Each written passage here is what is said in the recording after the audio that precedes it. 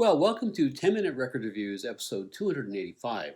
And this time we're going to talk about this release from Miles Davis, which originally came out in 1958 on Fontana, Ascenseur pour l'échafaud, or Lift to the Scaffold. This is the 2011 Music on Vinyl Fontana re-release. It's a double LP gatefold with the original LP, which was actually originally a 10-inch, plus a second LP of outtakes, and the whole thing sounds fantastic, and the outtakes are very interesting.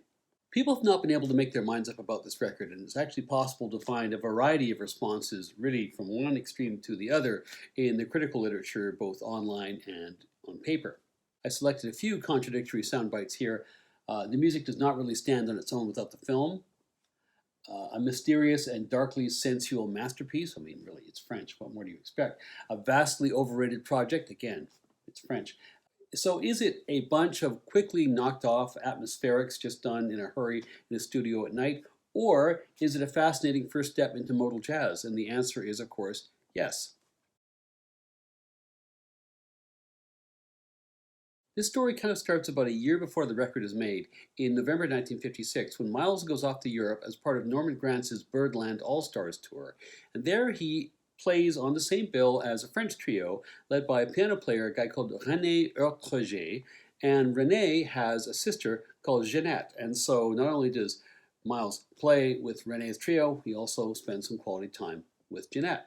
That liaison ends up continuing as a long-distance thing, and there's a bit of a tug for Miles to spend some more time in France when he gets his next opportunity.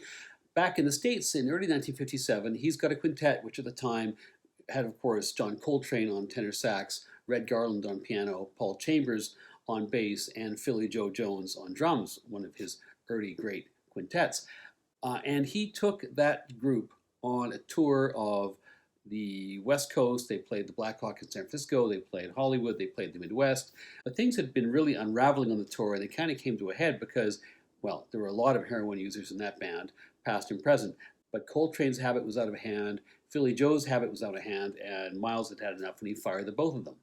Miles, of course, now has to find some replacements, but he doesn't do so right away because the following month in May, he's got a new project, one of the very many interesting tangents that Miles was pursuing around this time with Gil Evans, a Canadian arranger, and they end up going into the studio in May for 4 dates to end up making the record Miles Ahead.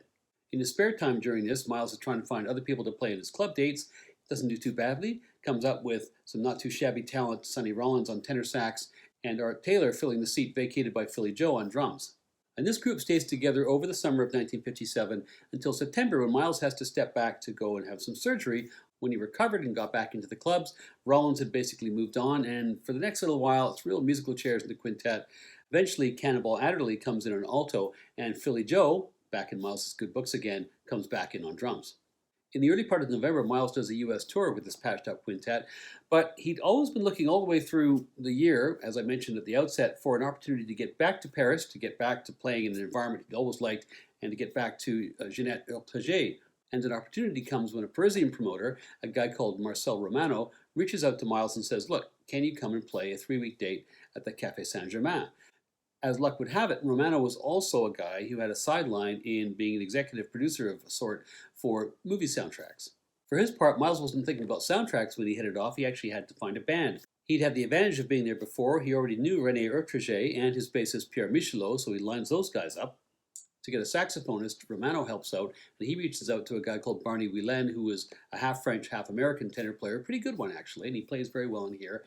They still needed a drummer, and Miles comes up with Kenny Clarke. Now, Kenny Clarke, of course, had been president of the creation of bebop. He played a lot with Miles in the late 1940s and early 1950s, and in 1956, he basically had it up with the U.S. scene and moved over to Paris, which he had a lot of affinity for, fell in love, and lived there pretty much the rest of his career. And so, fortuitously, one of Miles' favorite drummers was actually there in place in Paris waiting for him.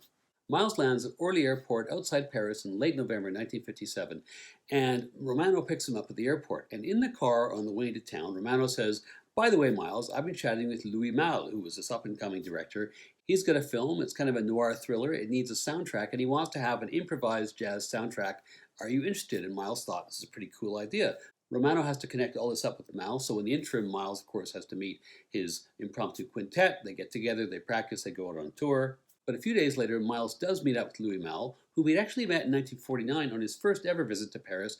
The two men get reacquainted. Louis provides Miles with an unscored screening of his film. Miles likes what he sees, agrees to do it, signs a contract with Fontana Records, and goes into the studio a few days later with his impromptu quintet. This record is made in the radio studio of Le Poste Parisien over the night of December the 4th to December the 5th, 1957. Miles is on trumpet and effectively, of course, the producer of the session. Barney Whelan is on tenor sax. Pierre Michelot is on bass. René Urtreger is on piano. Kenny Clark's on drums. And Jean Moreau, who's the star of the film, was the bartender for the session. Now you can read that this was all completely improvised, cold, the first time they saw the film.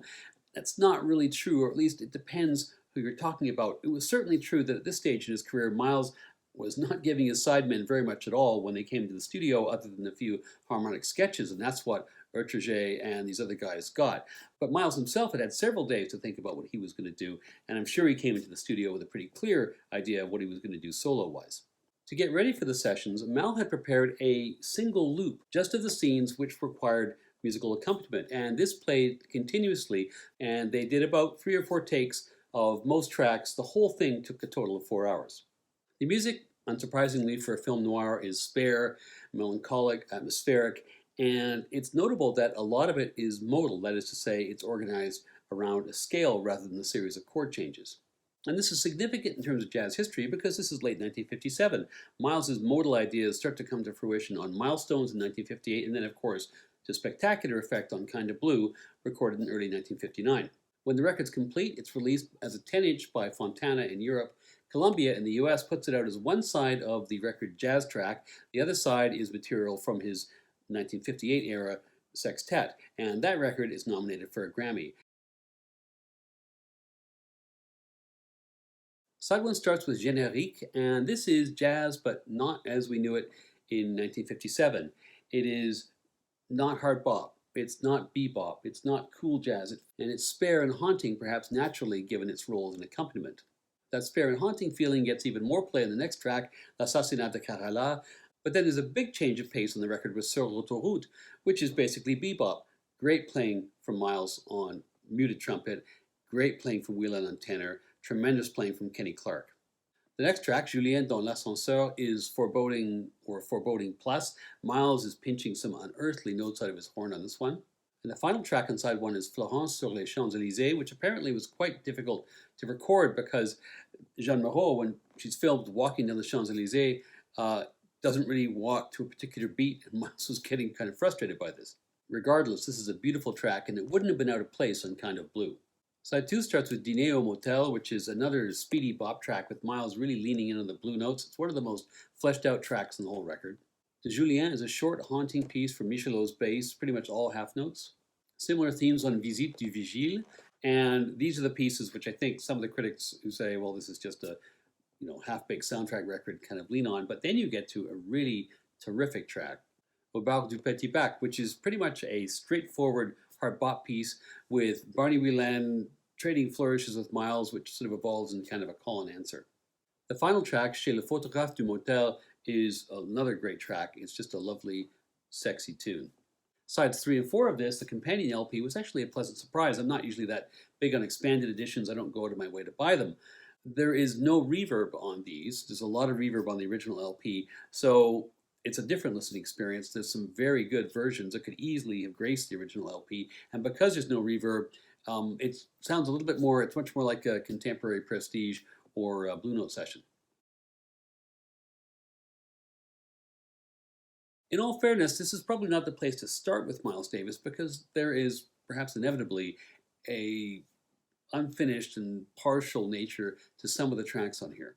What it is something supremely atmospheric and very clearly a tentative step towards the amazing modal jazz that characterized his late 50s and early 60s output. Having listened to it repeatedly in preparation, I can say it reveals more and more and more with each listen. It's intriguing, historically interesting, and has a lot of good music in its own right, and for me, it's 4 to 5 stars.